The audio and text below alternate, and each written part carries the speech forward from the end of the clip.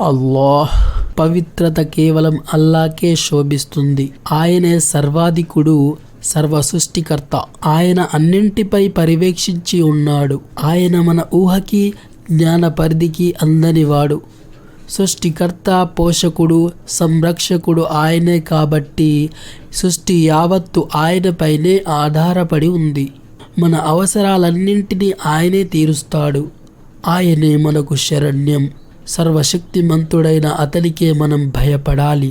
ఎందుకంటే ఒకరోజు అతని ముందు హాజరై ఈ లోకంలో మనం చేసిన మంచి చెడులను లెక్క చెప్పాలి. కాబట్టి ఈ లోకానికి సర్వాధికుడైన కారణాన మనం అల్లానే ఆరాధించాలి.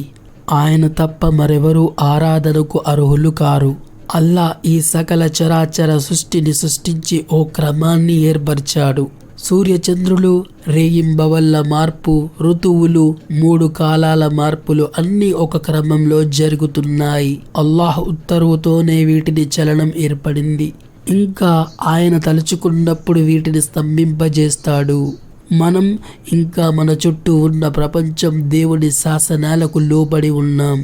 తాను తలుచుకుంటే సందర్భానుసారం ఈ శాసనాల్లో మార్పు చేయగలడు.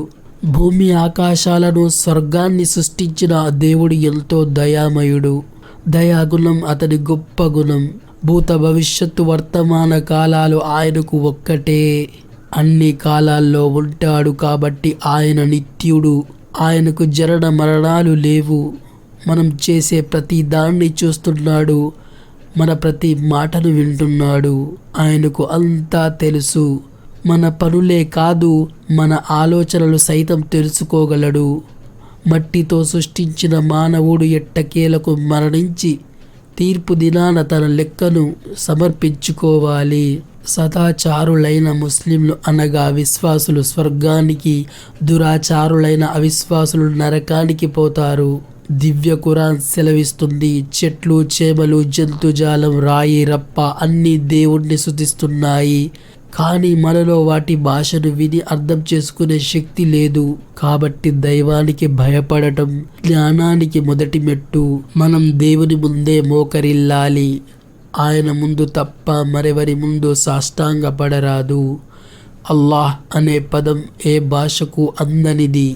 హిందూ ధర్మంలో దేవుడు అన్న పదం దేవతలు అన్న దానికి దారితీసింది. అదేవిధంగా క్రైస్తవ ధర్మంలో తండ్రి అనే పదం కొడుకుకు దారితీసింది.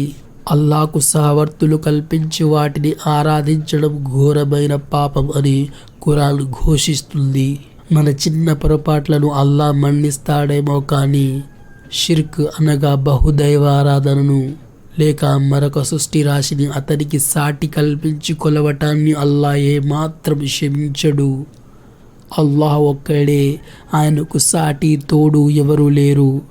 ఆయన నామ సంకీర్తనమే మనకు మనశ్శాంతిని ప్రసాదించి అన్ని రకాల ఆందోళనల నుండి దూరం చేస్తుంది. అల్లాకు ఉన్న గుణగణాలు సృష్టిలో ఏ రాశికి కూడా లేవు. అల్లాహ్ పుట్టించేవాడే కాని పుట్టేవాడు కాదు. అల్లాహ్ ఆకలిని తీర్చేవాడే కాని ఆహారం అవసరం లేనివాడు. అల్లాహ్ నిద్రను ఇచ్చేవాడే కాని నిద్రించనివాడు. అల్లాహ్ సంతానం ఇచ్చేవాడే కాని సంతానం లేనివాడు. అల్లాహ్ అవసరాలు తీర్చేవాడే కాని అవసరాలు లేనివాడు. అల్లాహ్ మరణాన్ని ఇచ్చేవాడే కాని మరణం లేనివాడు. అల్లాహ్ అంతం చేసేవాడే కాని అంతం లేనివాడు. ఆ అల్లా మనల్ని చూసేవాడే కానీ మనకు కనపడనివాడు. ఈ లక్షణాలు మీరు కల్పించే ఏ బూటకపు దేవునికి కూడా లేవు. కాబట్టి అల్లాయే సర్వ సృష్టికర్త. ఆయనే విశ్వ సామ్రాజ్యాధికారి. కనుక మనం అల్లాహ్ను మాత్రమే ఆరాధించాలి. మానవులందరినీ నిర్మించిన ఆ చక్రవర్తి ఆయనే. కనుక ప్రజలారా, అల్లాహకు 99 పేర్లు ఉన్నాయి, గుణగణాలు ఉన్నాయి. మనం ఒక్కొక్క పేరుని సంక్షిప్తంగా రాబోయే వీడియోలో తెలుసుకుందాం.